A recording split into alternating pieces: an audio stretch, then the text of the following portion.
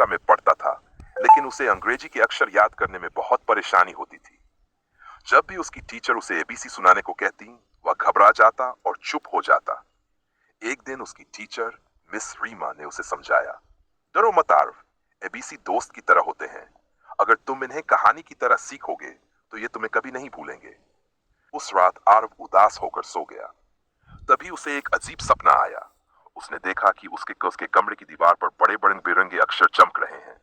सबसे पहले ए सामने आया और बोला, मैं ए हूं, एप्पल वाला ए। अगर तुम रोज एक सेब खाओगे तो सेहत भी अच्छी रहेगी और मुझे भी याद रखोगे। फिर बी उछलता कूदता आया और बोला, मैं बी हूं, बॉल वाला बी। खेलोगे तो दिमाग भी तेज होगा। इसके बाद सी धीरे से मुस्कुराया, मैं सी हूं, कैट वाला सी। जैसे बिल्ली चुपचाप चलती है वैसे ही ध्यान से पढ़ना सीखो। आर्व हैरान था। तभी सारे अक्षर एक एक करके उसके सामने आने लगे। डी ने कहा, डॉग की तरह वफादार। मंगी बोला, एलिफ की तरह मजबूत बनो। एफ बोला, फिश की तरह आगे बढ़ते रहो। सभी अक्षर नाचने लगे और गाने लगे, ए बी सी डी, सीखो मिलकर हम सभी। आर्व भी उनके साथ गाने लगा। अब उसे डर नहीं लग रहा था। हर अक्षर उसके लिए एक दोस्त बन चुका था। सुबह जब उसकी आंख खुली तो वह बहुत खुश था। स्कूल पहुंचते ही उसने टीचर से कहा, मैम, आज मैं एबीसी सुनाऊंगा। और उसने पूरे आत्मविश्वास के साथ एबीसी सुना दी।